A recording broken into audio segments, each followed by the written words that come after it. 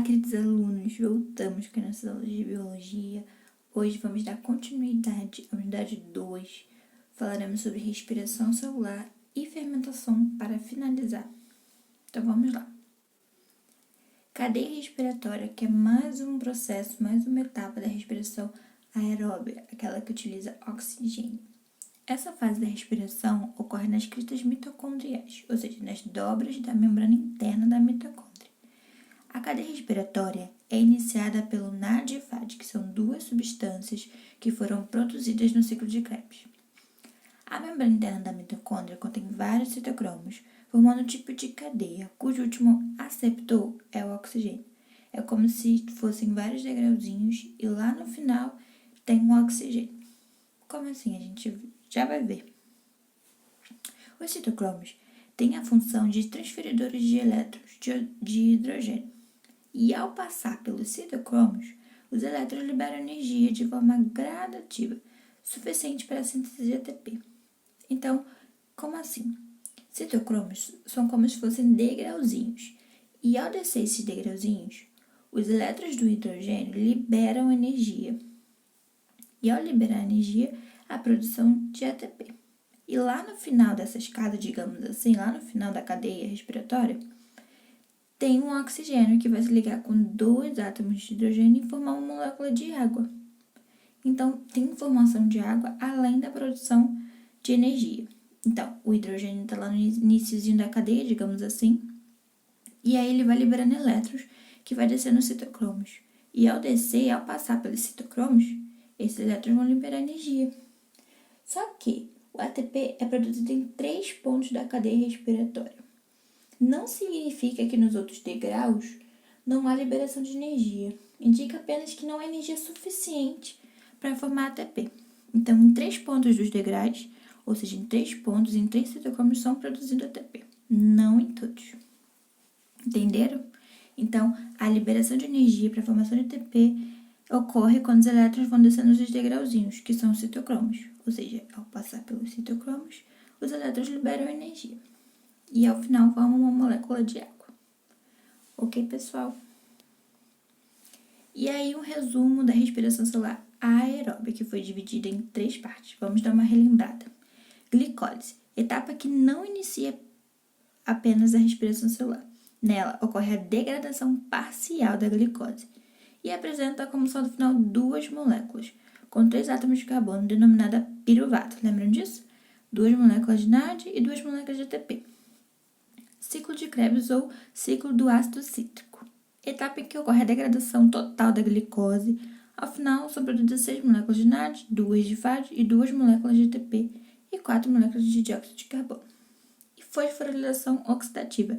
Isso ocorre no final da cadeia respiratória, que é a produção de ATP. Ou seja, balanço energético da respiração aeróbica, na glicose foram produzidas 2 ATP. No ciclo de Krebs foram produzidas 2 ATP e na cadeia respiratória 34 ATPs, ou seja, a maior produção de moléculas de ATP é na cadeia respiratória. Legal, né? Agora vamos entrar em respiração anaeróbia, que é aquela que não utiliza gás e oxigênio.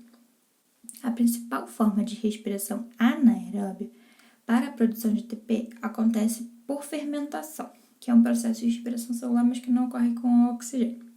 Que tipo de organismos utilizam a respiração celular anaeróbia? Os procariontes, as bactérias, as arqueobactérias, porque eles vivem em ambientes de baixa concentração de oxigênio e dependem da respiração aeróbica. Ou seja, como ele não tem oxigênio, ele meio que se vira como pode, digamos assim. Os 2 tipos principais de fermentação são a alcoólica e a láctica, que produzem ATP no final. Só que a produção de ATP é bem inferior se comparada à respiração aeróbica, a que utiliza gás e oxigênio. Mas há uma produçãozinha de ATP ali, bem pouca, mas há. Então, como ocorre essa produção? A respiração anaeróbica funciona de 2 tipos, a alcoólica e a láctica, que é o mesmo processo, o que muda é o conteúdo gerado.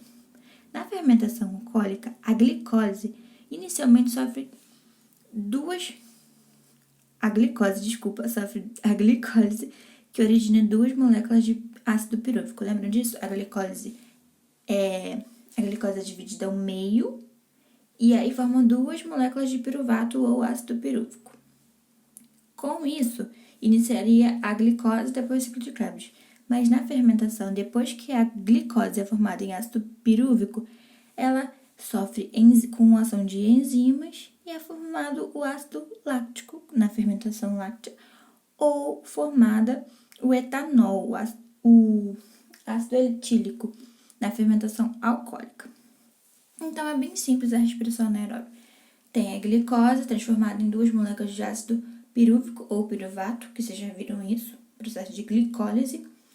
E depois desses ácidos pirúvicos prontos, sofrem ação de enzimas, de micro-organismos, de bactérias.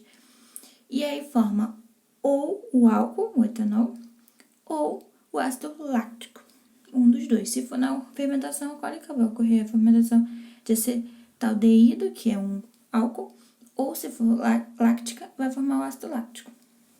Então, é bem simples. Glicose, ácido pirúvico, ácido láctico. Ou glicose, 2 moléculas de ácido pirúvico, etanol. Basicamente isso, muito tranquilo. Por hoje é só, pessoal. Finalizamos a unidade. Realizem exercício da página 380, 383. Acredito que, se vocês entenderam o conteúdo, vai estar bem tranquilinho. Qualquer dúvida, podem me mandar e tem exercício na plataforma também. Caso queiram que eu explique alguma coisa novamente que não tenham entendido, é só me mandar lá na plataforma. Um beijo e tenham um bom dia.